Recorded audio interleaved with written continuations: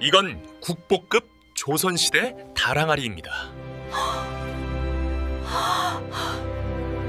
저는 오늘 7,000원에 산 도자기가 200억 원의 가치가 있다는 걸 알게 되었습니다. 감정실 선생님은 흥분한 목소리로 말했습니다. 어머니, 이건 조선시대 백자 다랑아리입니다. 국보급이에요. 최소 200억 원은 받으실 수 있습니다. 하지만 저는 기뻐할 수가 없었습니다. 아니, 기쁘긴 했어요. 하지만 동시에 가슴 한편이 무너져 내리는 기분이었죠. 이제야 날 사랑해 줄 건가? 돈 때문에? 며느리 수진이가 제 손을 꼭 잡으며 말했습니다. 어머니, 정말 대단하세요. 역시 어머니 안목이 남다르시다니까요. 불과 사흘 전만 해도 같은 사람이 맞나 싶었습니다. 그때 수진이는 제게 이렇게 말했었거든요. 어머니, 언제까지 저희 집에 계실 건가요? 저희도 힘들어요. 아들 민호도 옆에서 연신 웃으며 고개를 끄덕였습니다. 엄마, 이제 편하게 사시면 돼요. 제가 다 도와드릴게요. 며칠 전만 해도 이 녀석은 저를 요양원에 보내려고 팜플렛까지 가져왔었는데 말이죠. 감정실을 나오는데 다리가 후들거렸습니다. 200억이라는 돈이 무서웠던 게 아니었어요. 그동안 제가 얼마나 값어치 없는 사람이었는지 깨달았기 때문이었죠. 돈이 없으면 엄마도 아니었구나. 저는 70년을 살아왔습니다. 그중 40년을 가족을 위해 희생하며 살았어요. 남편 뒷바라지, 시어머니 모시기, 자식 키우기. 제 인생에서 나라는 사람은 한 번도 우선순위가 아니었죠. 그런데 말이에요. 그렇게 살아온 제가 이제 와서 7,000원짜리 도자기 때문에 갑자기 귀한 사람이 되어버렸습니다. 민호가 제 팔을 부축하며 말했습니다. 엄마, 조심히 가세요. 제가 모실게요. 수진이는 제 가방을 들어주겠다며 손을 내밀었습니다. 어머니, 가방 무거우시죠? 제가 들어드릴게요. 웃음이 나왔습니다. 쓸쓸한 웃음이었어요. 겉으로는 웃으며 고맙다고 말했지만 속으로는 울고 있었습니다. 이게 내가 바라던 삶이었나? 집으로 돌아오는 차 안에서 저는 창밖을 보며 지난 6개월을 떠올렸습니다. 아들 집에 얹혀 살게 된 건 지난 4월이었어요. 남편이 세상을 떠나고 혼자 살던 집이 재개발 구역에 들어가면서 갈 곳이 없어진 거였죠. 전세금을 받긴 했지만 그 돈으로 새로 집을 구하기엔 턱없이 부족했습니다. 민호가 그때 말했었죠. 엄마, 우리 집에서 같이 살아요. 괜찮아요. 처음엔 정말 고마웠습니다. 아들이 기특했어요. 하지만 한 달도 안 돼서 눈치가 보이기 시작했죠. 수진이의 차가운 시선, 민호의 피곤한 한숨. 내가 짐이 되고 있구나. 그 생각이 들면서부터 저는 점점 작아졌습니다.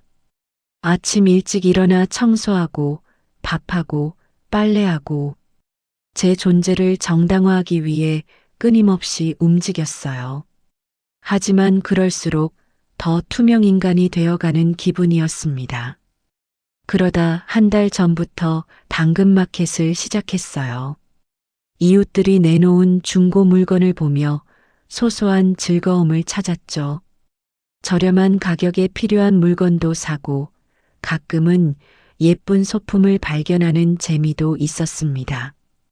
그렇게 산 게 바로 그 도자기였어요. 동네 아주머니가 7,000원에 내놓았던 거였죠. 집만 차지하고 있어서요. 가져가세요. 그렇게 말하더군요. 소박하지만 선이 곱고 색이 은은한 게 마음에 들었습니다.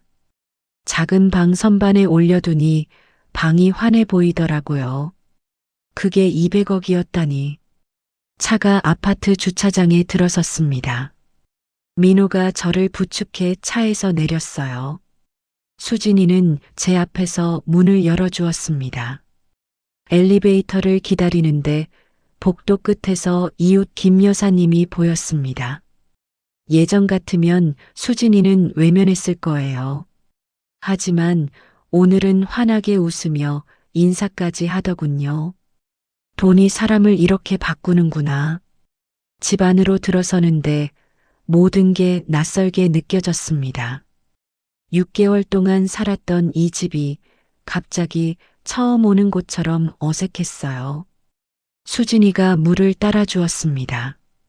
어머니, 물 드세요. 놀라셨죠? 저는 물을 받아들며 고개를 끄덕였습니다. 하지만 제 머릿속엔 다른 생각이 가득했어요. 이 도자기를 어떻게 해야 할까? 애들이 갑자기 나를 왜 이렇게 살갑게 대해주는 거지? 그날 밤 잠을 이루지 못했습니다. 제 인생은 늘 검소했습니다. 남편과 결혼한 게 23이었어요. 신혼집은 단칸방이었죠. 하지만 행복했습니다. 가진 건 없어도 사랑이 있었으니까요. 남편은 성실한 사람이었습니다. 새벽같이 나가 밤늦게 들어왔지만 단 한 번도 불평하지 않았어요. 저 역시 마찬가지였죠.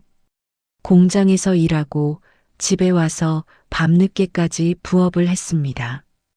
그렇게 10년을 모아 마련한 게 20평 작은 아파트였어요. 민호를 낳고 키우고 학교 보내고 모든 게 빠듯했지만 불행하진 않았습니다. 아들이 건강하게 자라주는 것만으로도 감사했거든요. 남편은 민호가 대학교 4학년이 되던 해에 쓰러졌습니다. 뇌출혈이었어요. 병원비가 눈덩이처럼 불어났습니다. 저축해둔 돈이 순식간에 바닥났죠. 아파트를 담보로 대출까지 받았습니다. 다행히 남편은 회복했어요. 하지만 예전처럼 일을 할 수는 없었습니다. 왼쪽 팔다리에 마비가 왔거든요. 그때부터 제가 가게를 책임졌습니다. 청소일, 식당일, 무슨 일이든 했어요. 민호 학비를 대고 병원비를 갚고 생활비를 벌어야 했으니까요. 민호는 그런 저희를 보며 자랐습니다. 엄마, 아빠, 제가 꼭 성공해서 편하게 해드릴게요. 아들의 그 말이 힘이 됐어요. 민호는 대학을 졸업하고 중견기업에 취직했습니다. 3년 후엔 수진이를 만나 결혼했죠. 결혼식 날 저는 눈물을 참을 수가 없었습니다. 이제 우리 아들도 제 가정을 꾸리는구나. 기쁘면서도 한편으론 아쉬웠어요. 이제 아들은 온전히 제 아들이 아니라는 걸 알았거든요. 수진이는 괜찮은 며느리였습니다. 처음엔요. 명절에 찾아와 음식 만드는 것도 도와주고 남편 병원 갈 때 차로 데려다 주기도 했죠. 하지만 결혼 3년 차부터 조금씩 달라지기 시작했어요. 방문 횟수가 줄었습니다. 전화도 뜸해졌죠. 저는 이해했어요. 며느리도 직장 생활하며 바쁠 테니까요. 그러다 지난해 4월 남편이 세상을 떠났습니다. 평생 함께한 사람이 떠나니 세상이 무너지는 것 같았어요. 장례를 치르고 혼자 남겨진 집에서 저는 처음으로 두려움을 느꼈습니다. 이제 혼자구나. 그런데 설상가상으로 재개발 소식이 들려왔어요. 25년을 살았던 아파트가 철거 대상에 포함된 거였습니다. 전세금을 받긴 했지만 8천만 원이 전부였어요. 서울에서 그 돈으로 구할 수 있는 건 고시원뿐이었죠. 민호에게 전화했을 때 잠시 침묵이 흘렀습니다. 엄마, 우리 집으로 오세요. 고마웠어요. 정말 고마웠습니다. 하지만 며느리 목소리가 뒤에서 들렸죠. 뭐, 진짜? 그 톤이 달갑지 않다는 걸 느낄 수 있었어요. 4월 15일 저는 짐을 꾸려 아들 집으로 갔습니다. 민호네는 30평대 아파트에 살고 있었어요. 방이 2개였는데 하나는 민호 부부 방이고 하나는 서재 겸 창고로 쓰고 있었습니다. 엄마, 이 방 쓰세요. 민호가 서재 짐을 치우며 말했습니다. 방은 작았어요. 침대 하나, 작은 옷장 하나가 전부였죠. 하지만 불평할 수 없었습니다. 받아준 것만으로도 감사했으니까요. 첫 일주일은 괜찮았습니다. 민호와 수진이도 밝게 대해줬고 저도 최대한 조심했어요. 일찍 자고 일찍 일어났습니다. 소리 내지 않으려 노력했죠. 화장실도 아침 일찍 쓰고 저녁엔 민호 부부가 다 쓸 때까지 기다렸습니다. 하지만 한 달이 지나자 분위기가 달라졌어요. 수진이의 표정이 굳어지기 시작했습니다. 어머니, 설거지 제가 할게요. 그릇 깨지면 안 되니까요. 말은 친절했지만 뉘앙스는 달랐어요. 내가 설거지도 제대로 못한다는 건가? 민호도 퇴근하면 지친 표정으로 방으로 들어가 버렸습니다. 예전처럼 거실에서 얘기를 나누는 일이 없어졌어요. 저는 점점 더 작아졌습니다. 소리 죽여 걷고 숨소리도 줄였죠. 제가 여기 있다는 걸 최대한 잊게 만들려고 했습니다. 그러던 어느 날 밤이었어요. 화장실에 가려다 거실을 지나는데 부엌에서 민호 부부가 이야기하는 소리가 들렸습니다. 도대체 언제까지? 우리도 답답하단 말이야. 수진이의 목소리였어요. 미안해. 조금만 참아줘. 엄마도 힘드실 거야. 민호의 목소리는 무기력했습니다. 힘든 건 우리도 마찬가지잖아. 매일 눈치 보이고 우리 집인지 어머니 집인지 모르겠어. 가슴이 철렁 내려앉았습니다. 나 때문에 애들이 힘들구나. 그날 밤 잠을 이룰 수가 없었어요. 이불을 뒤집어 쓰고 소리 없이 울었습니다. 내가 짐이구나. 내 존재가 부담이구나. 그 생각이 머릿속을 떠나지 않았어요. 다음 날부터 더 열심히 집안일을 했습니다. 청소하고 빨래하고 밥하고. 하지만 그럴수록 수진이의 얼굴은 더 굳어갔어요. 어머니, 괜찮아요. 제가 할게요. 거절당하는 기분이었습니다. 내가 뭘 해도 싫은 거구나. 그렇게 석 달이 흘렀습니다. 어느 토요일 오후 수진이가 거실에서 노트북을 보고 있었어요. 옆에 가서 무심코 화면을 봤는데 요양원 홈페이지더군요. 심장이 쿵 내려앉았습니다. 어머니? 수진이가 화들짝 놀라며 노트북을 덮었어요. 아, 그게 아니라 변명할 필요 없었습니다. 저도 알고 있었으니까요. 그래, 나도 알아. 내가 여기 있으면 안 된다는 거. 그날 밤 저는 결심했습니다. 작은 방이라도 얻어서 나가야겠다고. 하지만 문제는 돈이었어요. 8천만 원으론 턱없이 부족했죠. 고민하다 시작한 게 중고마켓이었습니다.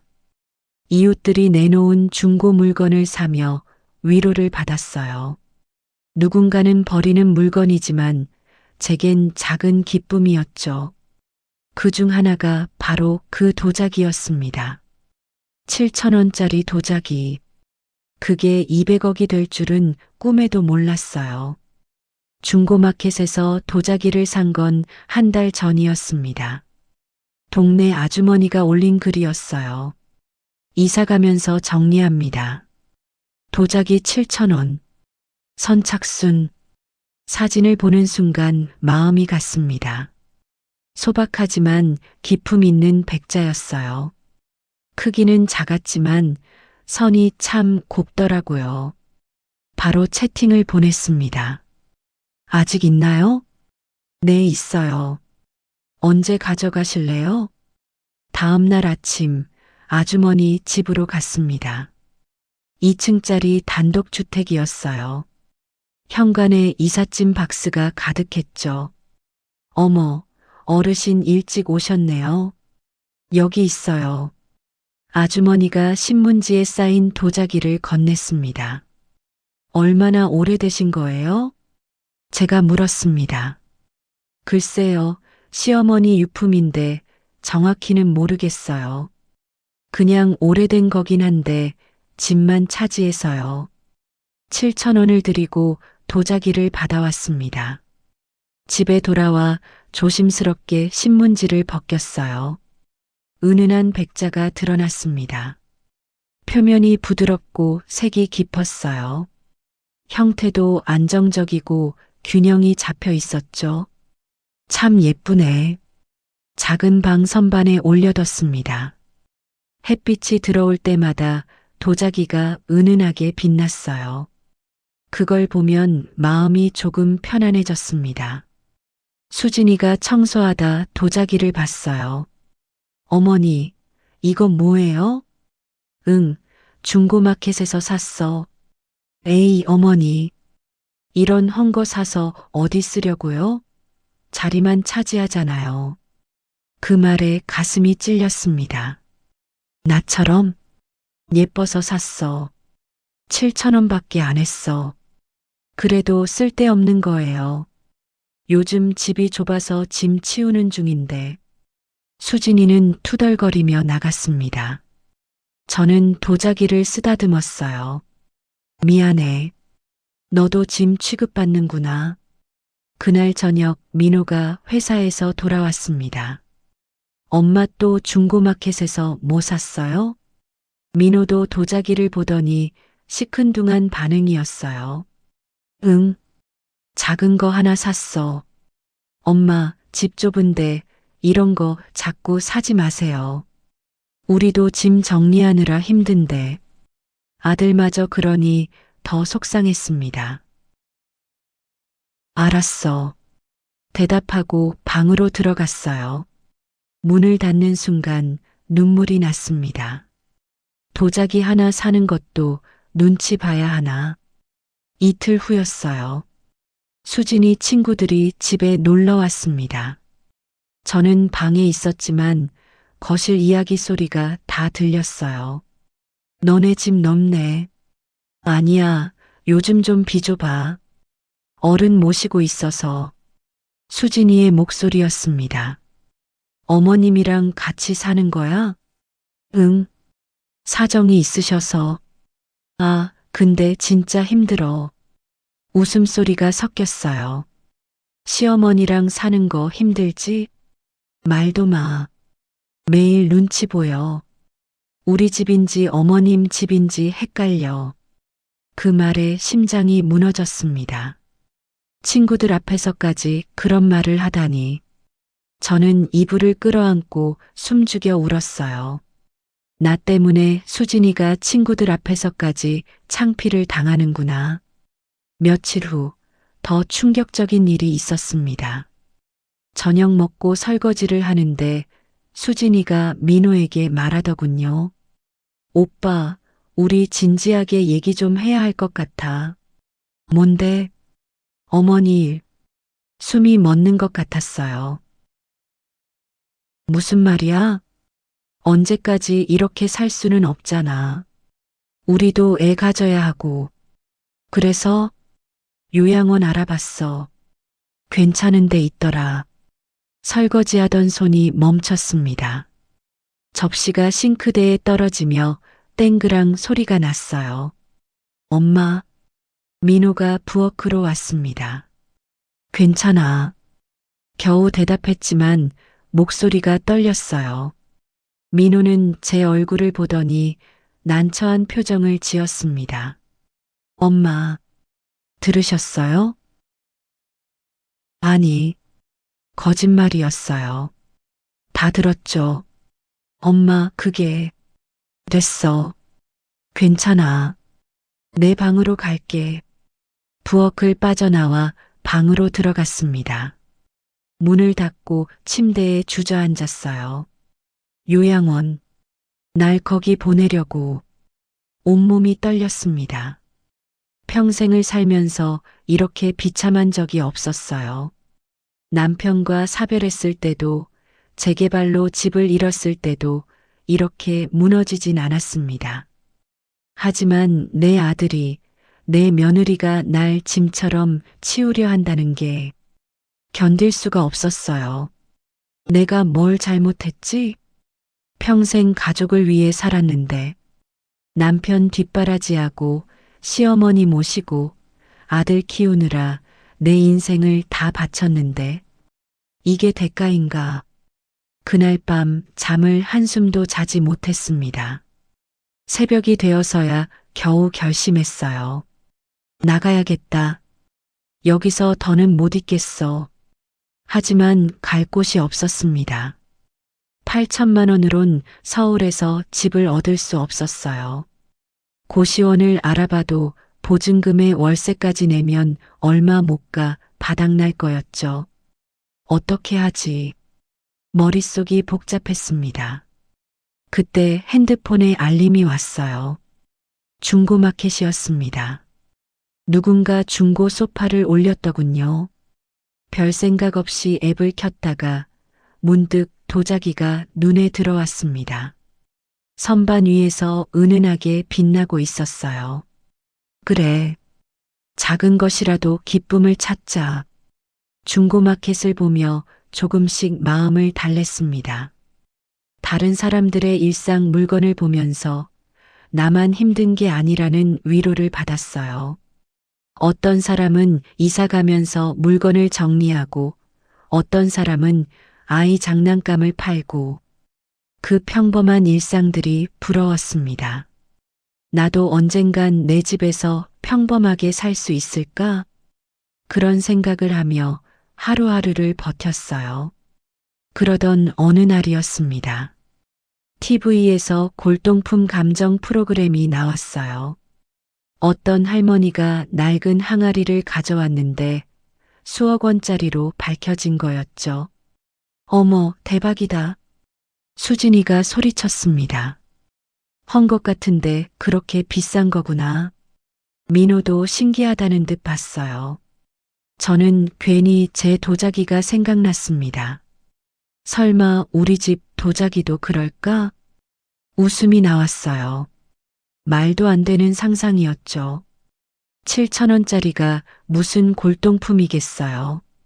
하지만 호기심이 생겼습니다. 한번 알아나 볼까? 인터넷에서 골동품 감정 카페를 찾았어요. 도자기 사진을 찍어 올렸습니다. 이거 가치 있을까요?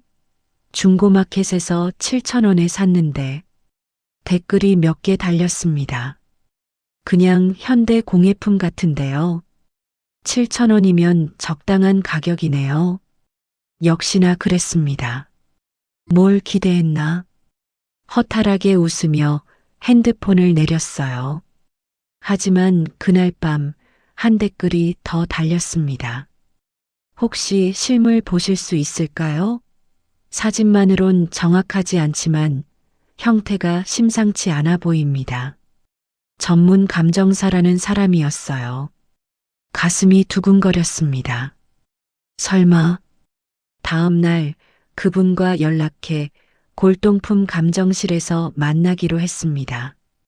그게 바로 사흘 전이었어요. 그리고 오늘 200억이라는 말을 들었습니다. 도자기가 200억이라는 소식을 듣기 닷새 전의 일이었습니다. 그날따라 수진이의 표정이 더 어두웠어요. 저녁을 차리고 있는데 수진이가 부엌으로 들어왔습니다. 어머니, 응? 잠깐 얘기 좀 할 수 있을까요? 뭔가 심상치 않았습니다. 거실로 나가 마주 앉았어요. 수진이는 한참을 말을 못하더니 입을 열었습니다. 어머니, 솔직하게 말씀드릴게요. 요양원 알아봤어요. 예상했던 말이었지만 직접 들으니 심장이 내려앉았습니다. 그래. 화내지 마세요. 저희도 정말 고민 많이 했어요. 근데 솔직히 이렇게 계속 살기 힘들어요. 수진이의 목소리가 떨렸어요. 어머니 때문에 저희 부부 싸움도 늘었고, 제 친구들도 집에 못 부르고, 내가 그렇게 짐이었구나. 제 목소리도 떨렸습니다. 짐이라는 게 아니라요. 그냥 어머니도 편하게 사실 수 있는 곳을 찾아드리고 싶어서요. 거짓말이었어요. 수진이 얼굴에 씌어 있었죠. 어머니가 편해서가 아니라 우리가 편하려고. 팜플렛 좀 보실래요? 수진이가 두꺼운 책자를 꺼냈습니다. 실버타운 안내서라고 씌어 있었어요. 펼쳐보니 깨끗한 시설 사진들이 나왔습니다. 여기 괜찮아요. 식사도 제공되고 프로그램도 많고 친구들도 사귈 수 있어요. 수진이가 설명했지만 귀에 들어오지 않았어요. 얼마야? 보증금 5천만 원에 월 200이요. 제 전 재산이 8천만 원이었습니다. 보증금 내면 3천만 원 남고 거기서 월 200씩 내면 13개월이면 끝이었죠. 돈은 어떻게 할 건데? 어머니 전세금 있잖아요. 그거 다 쓰면 난 어떻게 살아? 그땐 또 생각해 봐야죠. 일단 1년만이라도요. 1년 후엔 거리로 내쫓겠다는 소리였어요. 화가 났습니다. 아니, 슬펐어요. 수진아. 네. 나한테 그렇게까지 하고 싶니? 수진이가 고개를 돌렸습니다. 어머니도 이해해 주세요. 저희도 힘들어요. 너희가 힘들면 나는 안 힘들어? 70살 먹은 늙은이를 요양원에 보내버리면 난 어떻게 되는데? 목소리가 높아졌어요. 그때 현관문이 열렸습니다. 민호였어요. 무슨 일이야? 민호가 분위기를 파악하며 물었습니다. 오빠 어머니한테 요양원 얘기했어. 수진이가 조용히 말했어요. 민호의 표정이 굳었습니다. 엄마, 너도 같은 생각이니? 민호는 대답하지 못했어요. 그 침묵이 답이었습니다. 그래, 알겠어. 저는 일어나 방으로 들어갔습니다. 엄마, 민호가 불렀지만 돌아보지 않았어요. 방문을 닫고 침대에 쓰러졌습니다. 눈물이 쏟아졌어요. 내 아들이 날 버리는구나. 온몸이 떨렸습니다. 그날 밤 민호가 방문을 두드렸어요. 엄마, 문 열어봐. 엄마, 얘기 좀 하자. 할 말 없어. 민호는 한참을 문 앞에 서 있다가 돌아갔습니다. 저는 베개에 얼굴을 묻고 울었어요. 인생에서 가장 비참한 밤이었습니다. 다음 날부터 저는 밥을 거의 먹지 않았어요. 아침에 물만 한 잔 마시고 점심도 건너뛰고 저녁엔 김치 몇 조각만 먹었습니다. 수진이는 아무 말도 하지 않았어요. 민호만 걱정스러운 눈으로 쳐다봤죠. 엄마, 밥 먹어야지. 배 안 고파? 그래도 신경 쓰지 마. 어차피 나갈 사람인데. 민호는 아무 말도 못했습니다. 사흘째 되던 날 어지러워서 쓰러질 뻔했어요. 화장실 가다가 휘청거렸습니다. 민호가 부축했어요. 엄마, 괜찮아? 응. 병원 가자. 됐어. 엄마. 민호의 목소리가 떨렸습니다. 그 순간 아들 눈에 눈물이 맺힌 게 보였어요. 그래도 날 걱정은 하는구나. 조금 마음이 풀렸습니다. 엄마, 미안해. 민호가 말했습니다. 뭐가? 요양원 얘기. 수진이가 너무 앞서갔어. 나도 아직 확실히 결정한 건 아니야. 너도 같은 생각 아니었어? 민호는 대답하지 못했어요. 결국 같은 마음이었다는 거였죠. 알았어. 내가 알아서 할게. 엄마. 됐어. 이제 그만 얘기하자. 더 이상 대화하고 싶지 않았습니다. 그날 밤 저는 결심했어요. 내 힘으로 나가야겠다. 요양원은 싫었습니다. 거기 가면 진짜 끝인 것 같았어요. 그렇다고 아들 집에 계속 있을 수도 없었죠. 어떻게든 방법을 찾아야 해. 핸드폰을 켜고 부동산 앱을 봤습니다. 서울 외곽, 경기도까지 검색 범위를 넓혔어요. 그래도 8천만 원으론 턱없이 부족했습니다. 한숨이 나왔어요. 이 나이에 뭘 어떻게 하나.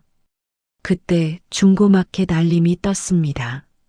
누군가 제 도자기 사진 게시글에 댓글을 달았더군요. 혹시 실물 보실 수 있을까요? 전문 감정사라는 분이었어요. 별 생각 없이 답장을 보냈습니다. 네, 가능합니다. 다음 날 약속을 잡았어요. 혹시 몇만 원이라도 받을 수 있을까? 그 정도 기대였습니다. 7천 원짜리가 얼마나 나가겠어요. 하지만 지푸라기라도 잡는 심정으로 감정실에 갔습니다. 그리고 생각지도 못한 충격적인 금액을 들었습니다. 200억입니다. 그 말을 듣고 나자마자 세상이 뒤집어지는 기분이었어요. 감정실에서 돌아온 그날 밤 잠을 이룰 수 없었습니다. 200억. 그 숫자가 머릿속에서 계속 맴돌았어요. 진짜일까? 꿈은 아닐까? 감정서를 꺼내 몇 번이고 다시 읽었습니다.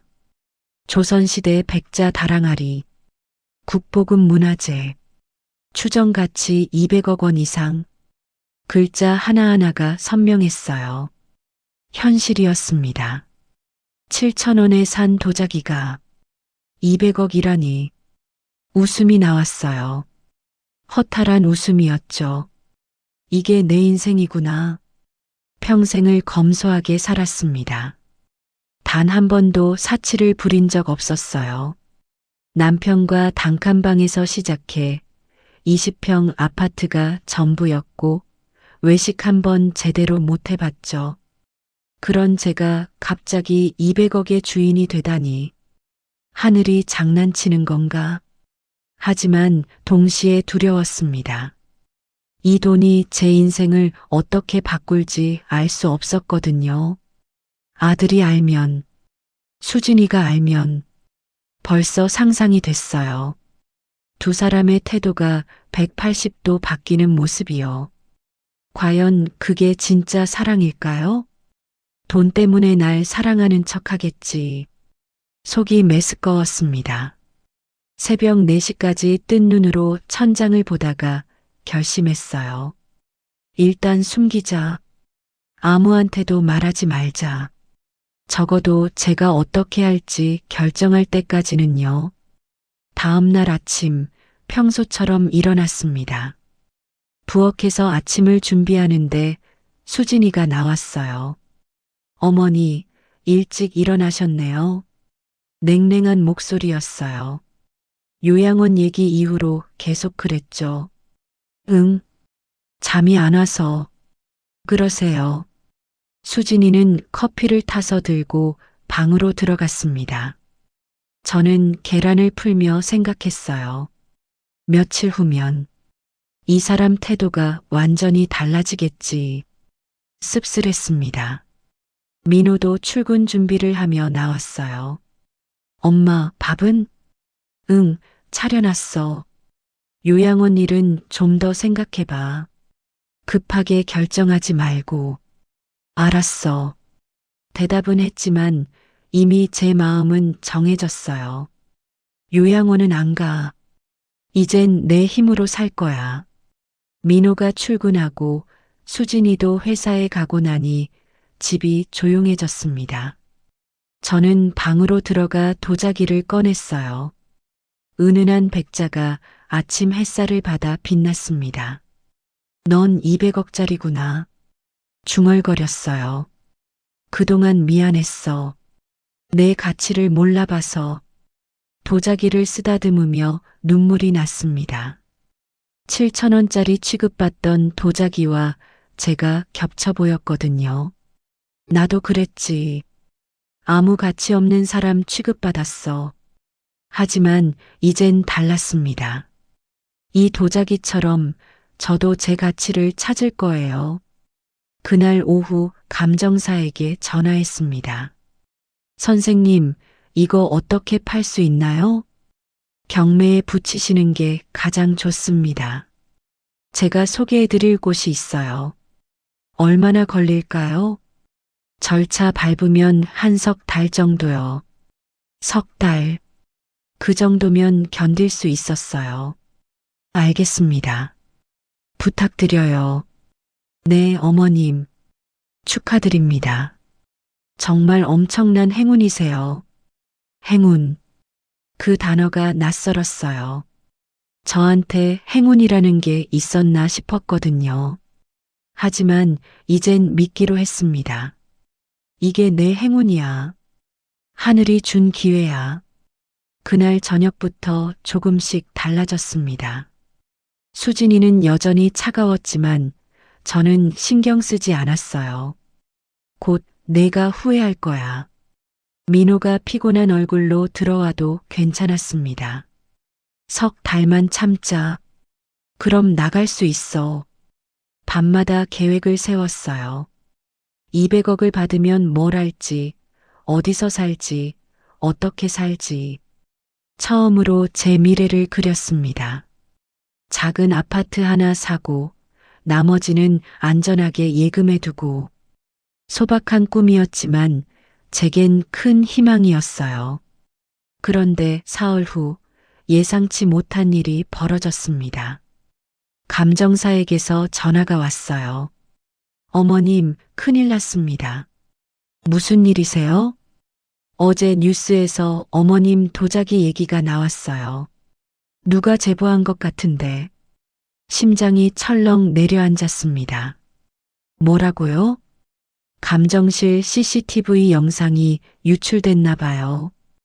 200억짜리 도자기 발견됐다고 난리예요. 세상에.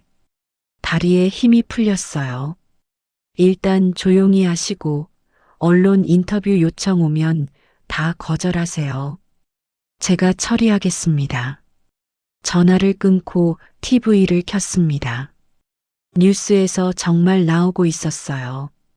중고마켓에서 7,000원에 구매한 도자기가 200억 원대 국보급 문화재로 밝혀져 화제입니다. 제 뒷모습이 영상에 잡혀 있었어요.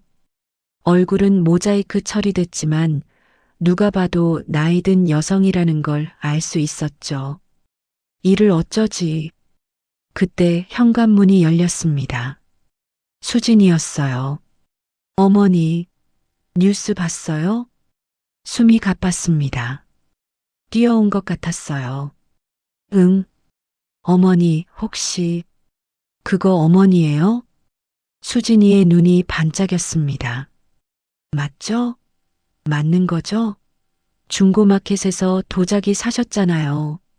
수진이가 제 방으로 뛰어갔어요.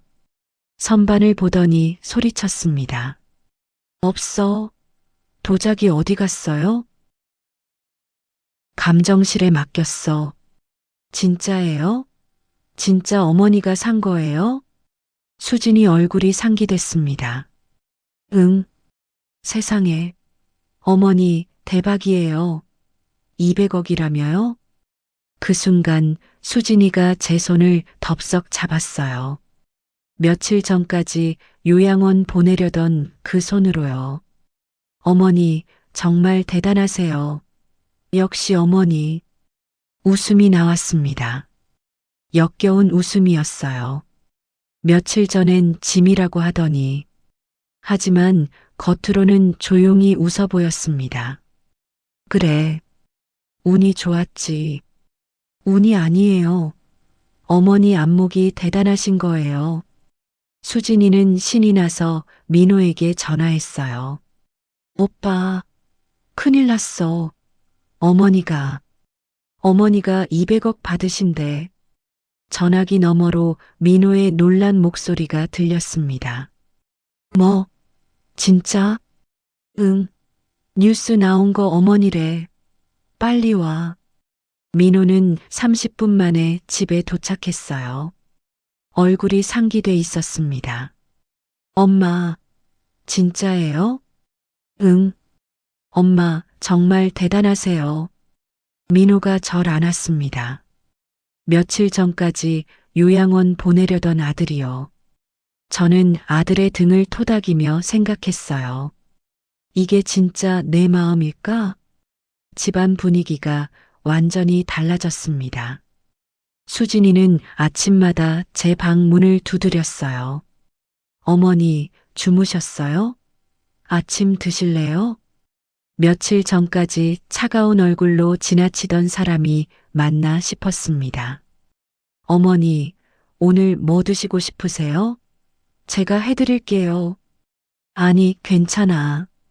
에이, 괜찮긴요. 어머니가 편하게 쉬셔야죠. 수진이는 부엌으로 가서 정성스럽게 아침을 차렸어요. 미역국에 갈비찜까지 만들었습니다. 며칠 전까지 라면 하나 끓여주지 않던 사람이요. 어머니, 맛있게 드세요. 밥상을 받으며 웃음이 나왔어요. 200억의 맛이 이런 건가? 민호는 더 노골적이었습니다. 엄마, 오늘 회사 조퇴할게요. 같이 저녁 먹어요. 왜? 바쁘잖아. 아니에요. 엄마랑 시간 보내는 게 더 중요하죠.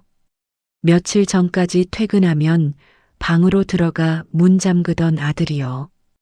그날 저녁 민호는 고급 한정식 집을 예약했습니다. 엄마, 오늘은 제가 모실게요. 편하게 드세요.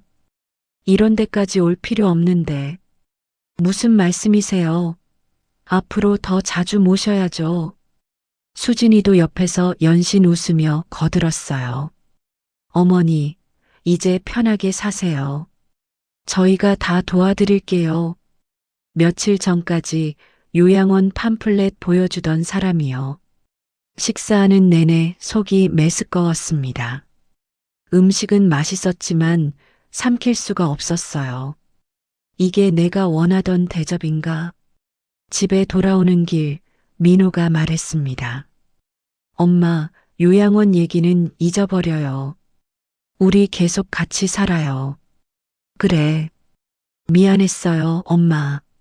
그땐 제가 생각이 짧았어요. 괜찮아. 대답은 했지만 가슴이 답답했어요. 생각이 짧아서? 아니면 돈이 없어서? 다음 날부터 더 심해졌습니다. 수진이는 제 방을 청소하겠다며 들어왔어요. 어머니, 이 방 너무 좁으시죠? 저희 방이랑 바꿀까요? 뭐? 저희 방이 더 넓잖아요. 어머니가 편하게 쓰세요. 며칠 전까지 짐 치우라고 잔소리하던 사람이요. 아니야, 괜찮아. 에이, 괜찮긴요. 어머니가 주인이신데. 주인. 그 단어가 귀에 걸렸습니다. 200억의 주인 말이지. 민호는 부동산을 알아보기 시작했어요. 엄마, 이 근처에 평수 큰 아파트 나왔대요. 우리 이사 갈까요? 왜? 어머니랑 같이 살려면 넓은 집이 필요하잖아요. 방도 3개 있고 거실도 넓고 며칠 전까지 좁다고 투덜대며 저 쫓아내려던 사람이요. 필요 없어. 에이, 엄마. 이제 여유 있으시잖아요. 여유. 제 돈을 벌써 자기 것처럼 생각하고 있었어요. 며칠 후 수진이 친구들이 다시 집에 왔습니다. 거실에서 웃음소리가 들렸어요. 수진아, 요즘 표정 좋아 보인다? 그치? 요즘 집안 분위기가 너무 좋아. 시어머니랑 사는 거 힘들다며? 무슨 소리야? 어머니 정말 좋으신 분이야. 함께 사는 게 얼마나 행복한데. 며칠 전까지 힘들다고 하소연하던 사람이요. 웃음이 나왔어요. 방 안에서 혼자 소리 없이 웃었습니다. 200억이 사람을 이렇게 바꾸는구나. 저녁에 민호 친구들도 집에 왔어요. 야, 민호야, 진짜 대박이다. 너희 어머니 복 터지셨다. 하, 우리 엄마 원래 운 좋으셔. 근데 200억이면 너도 이제 금수저 아니야? 에이, 무슨 소리야. 엄마 돈인데. 그래도 같이 사니까 좋잖아. 친구들이 가고 나서 민호와 수진이가 부엌에서 이야기했어요. 문틈으로 목소리가 들렸습니다. 오빠 어머니한테 잘해야 해. 당연하지. 앞으로 더 신경 써야지. 200억이면 우리도 조금은. 쉿, 소리 작게. 엄마 들어. 저는 문 뒤에 서서 듣고 있었어요. 결국 돈이구나. 가슴이 무너져 내렸습니다. 며칠 전까지 요양원 보내려던 사람들이 이제는 제 돈 때문에 친절한 척하고 있었어요. 그날 밤 잠을 이룰 수 없었습니다. 창밖을 보며 생각했어요. 이게 가족인가? 평생을 살면서 가장 큰 배신감을 느꼈습니다. 남편이 세상을 떠났을 때도 집을 잃었을 때도 이렇게 슬프진 않았어요. 하지만 내 아들이, 내 며느리가 돈 때문에 날 대하는 걸 보니 너무 슬펐습니다. 내가 뭘 잘못했지? 평생 가족을 위해 살았는데 돈이 없으면 짐이고 돈이 있으면 귀한 사람인가? 그게 가족의 사랑인가? 눈물이 흘렀어요. 베개가 젖도록 울었습니다. 다음 날 아침 거울을 봤어요. 눈이 퉁퉁 부어 있었습니다. 수진이가 걱정스럽게 물었어요. 어머니, 어디 아프세요? 아니, 괜찮아. 얼굴이 안 좋으신데. 병원 갈까요? 제가 모셔다 드릴게요. 며칠 전까지 병원 가자는 말에 짜증내던 사람이요. 괜찮아. 저는 수진이를 지나쳐 부엌으로 갔습니다. 물을 마시며 결심했어요. 지켜보자. 얼마나 더 변하는지. 감정사에게 전화했습니다. 선생님, 경매 절차 빨리 진행할 수 있나요? 왜요? 급하신가요? 네, 조금요. 알겠습니다. 최대한 서둘러 볼게요. 석 달이 아니라 2달 안에 끝낼 수 있다고 했어요.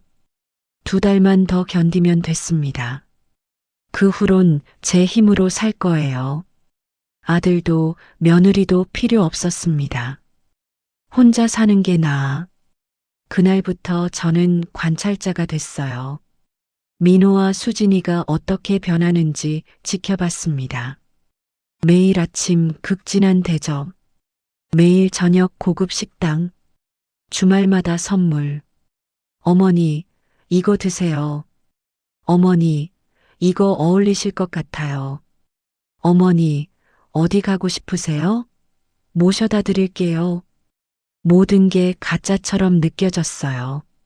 며칠 전까지 짐이라던 사람들이 이제는 여왕처럼 모셨습니다. 하지만 저는 알고 있었어요. 200억 때문이야. 나 때문이 아니라. 그 생각이 들 때마다 가슴이 아팠습니다. 어느 일요일 민호가 말했어요. 엄마, 우리 가족 사진 찍을까요? 왜? 그냥 기념으로요.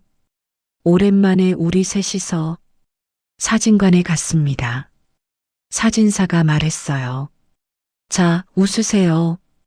민호와 수진이는 환하게 웃었어요. 하지만 저는 웃을 수가 없었습니다. 어머니, 웃으세요. 수진이가 재촉했어요. 겨우 입꼬리를 올렸습니다. 사진이 나왔을 때 제 표정을 봤어요.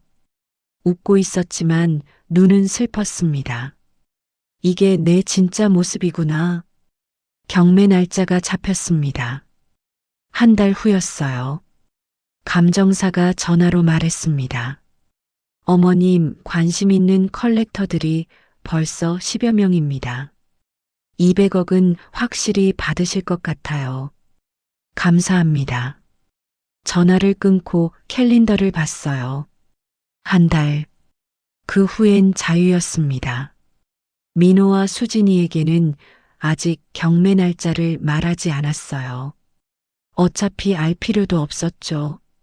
그날 저녁 민호가 큰 쇼핑백을 들고 왔습니다. 엄마, 이거 드려요. 뭔데? 옷이요. 백화점에서 골랐어요. 어머니한테 잘 어울릴 것 같아서. 비싼 브랜드였어요. 며칠 전까지 제 낡은 옷 보고 핀잔 주던 사람이요. 고마워. 입어보세요. 분명 예쁘실 거예요. 옷을 입어봤습니다. 거울을 보니 낯선 사람이 서 있었어요. 고급스러운 옷을 입은 노인. 하지만 눈은 여전히 슬펐습니다. 와, 어머니. 정말 멋지세요. 수진이가 박수를 쳤어요. 사진 찍어도 돼요? 응. 수진이는 사진을 찍어 SNS에 올렸습니다. 우리 어머니 최고. 샵 효도 샵 가족사랑. 해시태그를 보며 웃음이 나왔어요. 효도? 가족사랑? 며칠 전까지 요양원 보내려던 사람이 하는 말이요. 그날 밤 민호가 제 방에 왔습니다. 엄마, 얘기 좀 할까요? 뭔데? 경매 끝나면 돈 어떻게 쓸 거예요? 결국 나왔구나 싶었어요. 왜? 아니, 그냥 계획이 있으실까 해서요. 있어. 뭔데요? 내일이야. 민호 표정이 굳었습니다. 엄마, 왜 그러세요? 저도 도와드리고 싶어서 그러는 건데. 도와준다고? 며칠 전까지 나 요양원 보내려던 내가. 민호가 할 말을 잃었어요. 엄마, 솔직히 말해봐. 내가 좋아서 그러는 거야? 돈이 좋아서 그러는 거야? 무슨 말씀이세요? 엄마가 제 엄마잖아요. 그래, 엄마야. 하지만 며칠 전엔 짐이었잖아. 민호가 고개를 숙였습니다. 미안해요. 미안하면 다야? 나 얼마나 힘들었는지 알아? 목소리가 떨렸어요. 매일 눈치 보고 투명인간처럼 살고 내가 얼마나 작아졌는지 몰랐지? 엄마, 정말 미안해요. 그때 제가 잘못 생각했어요. 잘못 생각한 게 아니라 돈이 없어서 그랬던 거잖아. 민호가 아무 말도 못했어요. 침묵이 흘렀습니다. 나가줄래? 엄마, 나가. 혼자 있고 싶어. 민호는 방을 나갔습니다. 문이 닫히고 나서 눈물이 쏟아졌어요. 내 아들이, 내 아들마저 가장 믿었던 사람에게 배신당한 기분이었습니다. 다음 날부터 분위기가 이상해졌어요. 수진이는 여전히 친절했지만 어딘가 어색했습니다. 민호도 조심스럽게 대했어요. 일주일 후 수진이가 조심스럽게 말했습니다. 어머니, 저희가 잘못했어요. 요양원 얘기한 거 정말 죄송해요. 그땐 제가 너무 힘들어서. 힘들었다고 다 용서되는 건 아니야. 알아요. 그래서 앞으로 잘할게요. 진심이에요. 진심. 그 단어가 믿기지 않았어요. 진심이면 좋겠네. 어머니, 저 정말 됐어. 이제 그만 얘기하자. 더 이상 듣고 싶지 않았습니다. 경매 2주 전 저는 결심했어요. 경매 끝나면 바로 나가자. 다음 날 집을 알아봤습니다. 강남에 작은 원룸이 있었어요. 10억에 매매가 나왔죠. 10억을 쓰고 나머지 190억은 은행에 예금하면 이자만으로도 평생 편하게 살 수 있었습니다. 변호사에게도 연락했어요. 유언장을 작성하고 싶습니다. 네, 어머님. 어떻게 하실 건가요? 제 재산 전부 사회에 기부할 겁니다. 아드님께는 한 푼도 안 줄 거예요. 변호사가 잠시 침묵했어요. 알겠습니다. 유언장을 작성했습니다. 제가 죽으면 모든 재산은 고아원과 양로원에 기부하기로요. 민호에게는 단 한 푼도 안 남길 거였어요. 돈 때문에 날 사랑한 거라면 그럴 자격 없어. 경매 전날 밤이었습니다. 민호가 제 방에 왔어요. 엄마, 내일 경매 날이죠? 응. 같이 가도 될까요? 왜? 엄마 혼자 가시면 힘드실 것 같아서요. 괜찮아. 혼자 갈 수 있어. 엄마. 민호야. 네. 너 솔직하게 말해봐. 나한테 바라는 게 뭐야? 민호가 당황했어요. 무슨 말씀이세요? 돈이야? 내 돈이 갖고 싶은 거야? 엄마, 그런 게 아니에요. 그럼 뭔데? 며칠 전까지 요양원 보내려던 내가 갑자기 왜 이렇게 잘해주는 거야? 민호가 고개를 숙였어요. 한참 후에 입을 열었습니다. 잘못했어요, 엄마. 정말 잘못했어요. 목소리가 떨렸어요. 그때 제가 미쳤었어요. 수진이도 힘들어하고 저도 회사에서 스트레스 받고 엄마한테 짜증낸 거 후회하고 있어요. 눈물이 글썽였습니다. 하지만 엄마, 저 진짜 엄마 사랑해요. 돈 때문이 아니에요. 그래. 네. 진심이에요. 제가 증명할게요. 어떻게? 돈 하나도 안 바랄게요. 엄마 마음대로 쓰세요. 저는 그냥 엄마랑 함께 있고 싶어요.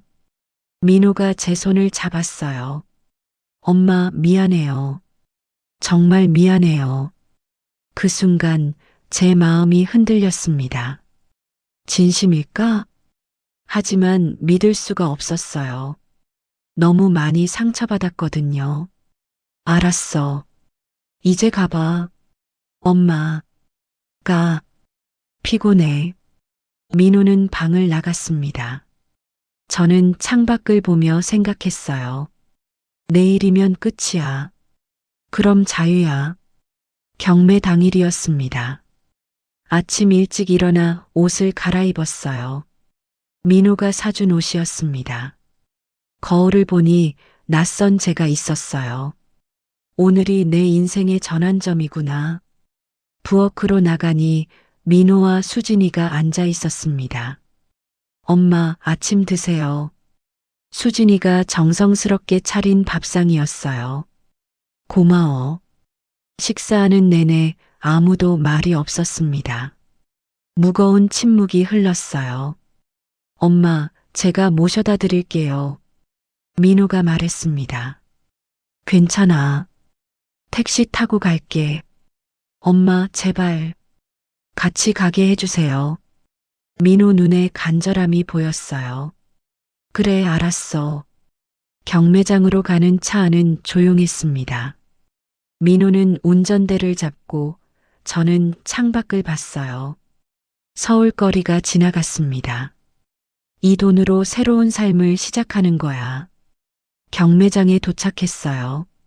사람들이 많았습니다. 컬렉터들, 기자들, 감정사들, 모두 제 도자기를 보러 온 사람들이었죠. 어머님, 이쪽으로 오세요. 감정사가 안내했습니다. 민호가 제 팔을 부축했어요. 경매가 시작됐습니다. 시작가 100억 원. 손이 올라갔어요. 110억, 120억, 150억. 숫자가 계속 올라갔습니다. 민호가 옆에서 숨을 죽이며 지켜봤어요. 200억. 마침내 낙찰됐습니다. 정확히 220억 원. 박수 소리가 터졌어요. 저는 멍하니 앉아 있었습니다. 진짜구나. 이게 현실이구나. 경매가 끝나고 밖으로 나왔어요. 기자들이 몰려들었습니다. 어머님, 소감 한마디 해주세요. 이 돈으로 뭐 하실 건가요? 아드님께 물려주실 건가요? 마이크가 제 앞으로 쏟아졌어요. 민호가 막아섰습니다. 죄송합니다. 인터뷰는 사양하겠습니다. 차에 타고 나서야 숨을 쉴 수 있었어요. 엄마, 괜찮으세요? 응. 집으로 돌아오는 길, 민호가 말했습니다. 엄마, 축하드려요. 고마워. 엄마, 저 하나만 물어봐도 될까요? 뭔데? 이 돈으로 뭐 하실 거예요? 예상했던 질문이었어요. 집 하나 사고 나머지는 예금할 거야. 그게 다예요? 응. 민호가 잠시 침묵했습니다. 엄마는 저한테 안 주실 거예요? 직설적인 질문이었어요. 왜? 갖고 싶어? 아니, 그런 게 아니라 솔직하게 말해봐. 네, 솔직히 말하면 기대는 했어요. 하지만 엄마가 안 주셔도 괜찮아요. 엄마 돈이니까요. 예상 밖의 대답이었습니다. 정말? 네. 그동안 많이 반성했어요. 엄마한테 정말 못됐어요. 그래서 벌 받는다고 생각할게요. 민호 목소리가 떨렸어요. 엄마, 저 이제 정말 달라질게요. 돈 바라지 않을게요.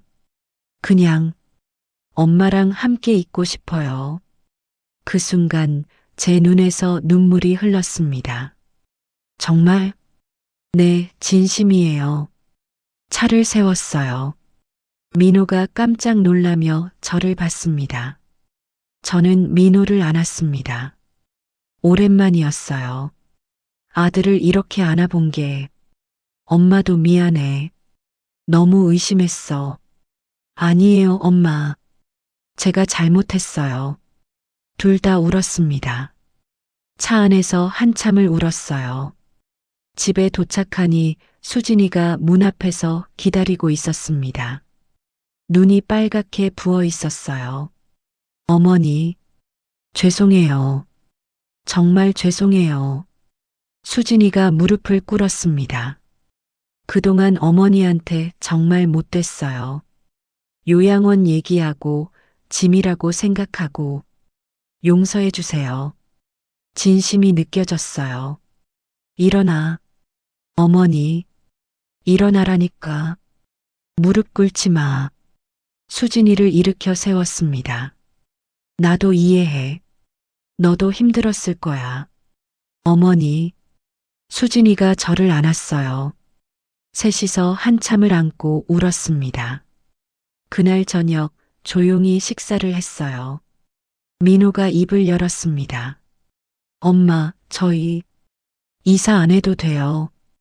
이 집에서 계속 같이 살아요. 그래. 좋아.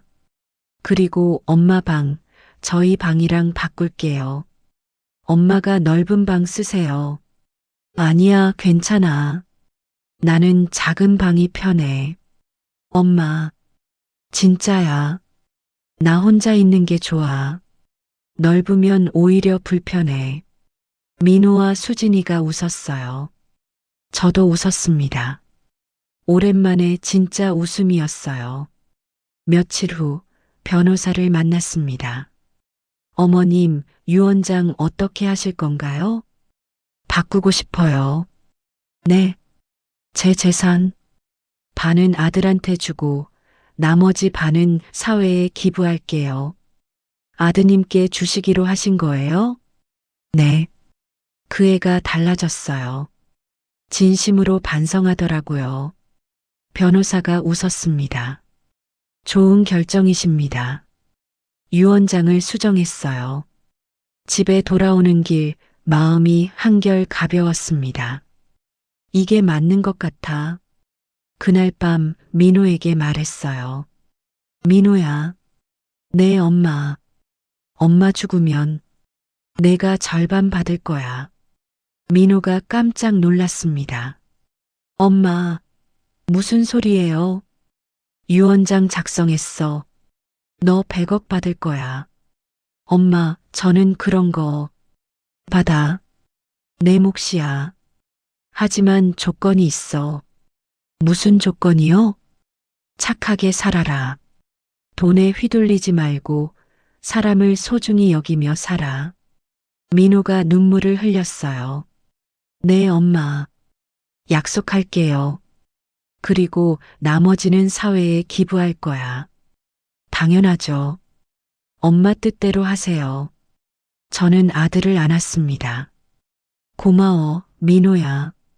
엄마야말로 고마워요. 한 달 후였습니다. 강남에 20평짜리 작은 아파트를 샀어요. 엄마, 여기서 혼자 사실 거예요? 민호가 물었습니다. 응, 나 혼자 살고 싶어. 외롭지 않으세요? 괜찮아. 가끔 놀러와. 자주 올게요, 엄마. 응, 그래. 새 집으로 이사한 날, 혼자 앉아 창밖을 봤어요. 서울 야경이 펼쳐졌습니다. 이게 내 집이구나. 이른이 다 돼가는 나이에 처음으로 온전히 제 공간이었어요. 7,000원짜리 도자기가 200억이 되어 제게 자유를 줬습니다. 하지만 더 중요한 건 그게 아니었어요. 가족의 진짜 의미를 깨달았습니다. 돈이 있어도 없어도 사랑은 변하지 말아야 한다는 것. 그리고 가장 중요한 건 나 자신을 사랑하는 거였어요.